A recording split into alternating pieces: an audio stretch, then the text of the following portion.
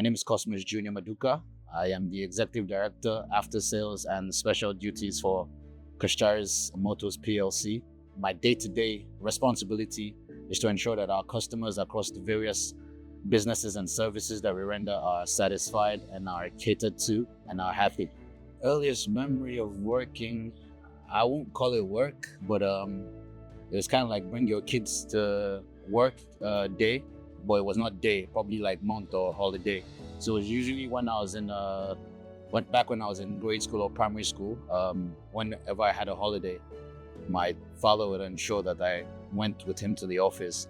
Nothing serious, just being around the office environment, knowing or asking questions of what this was, what that was, what we do in the various departments.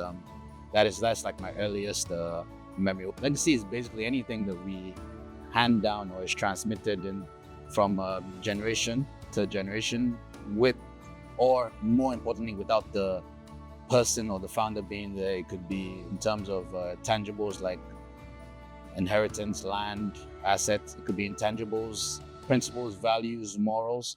But to me, specifically, legacy is a reminder of you, your thoughts, your values after you've gone. What you did that resonates and stays and influences or affects people while you're here, but more importantly, after you've gone. Legacy is important because it lets us know where we're coming from, also shapes where we want to go. So if you have a legacy of values of integrity, you know, okay, this is something my father or the organization or the family, whatever legacy you're carrying on, stood for in terms of integrity, and it also guides you for today in your dealings or your approach or your interaction with businesses, with people. If integrity is your watchword as a legacy, it will also be your guidance into the future. I mean, it's exciting, it's tough. Yeah. Like anything in life, there's positives and negatives.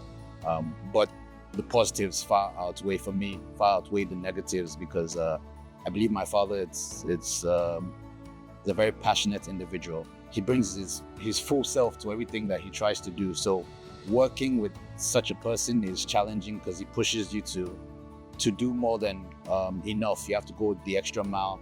It challenges your thinking pattern, your execution process, challenges your strategy. But I wouldn't have it any other way, because I think when we go through the refiner's fire, then we can come out as pure gold. My advice is, remember what the core for values of the business, what the business was founded on. And to be honest, it doesn't necessarily have to be a business. It could just be a family, what your family legacy is, what you guys stand for, your values. My advice is, know where you're coming from, take the good, try and enhance it. The bad or the negative, let's leave behind. And the in-between, let's polish to make either positive.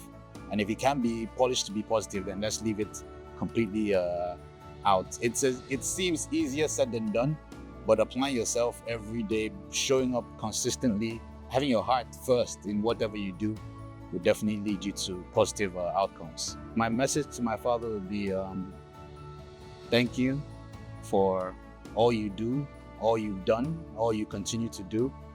Growing up, sometimes it might have been misunderstood. But now that I'm a father myself, I can see how some actions, some things you did were to protect, to guide, and to shape me into being a better man. And to my children, my sons, I have two sons, let's learn and continue to abide by all the things that daddy and grandfather has taught us and has imputed and imbibed in the family.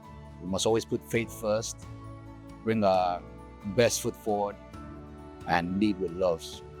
To our fathers, home and abroad, all over the world, you are loved, you're seen, your efforts are appreciated, even though it may not seem that way.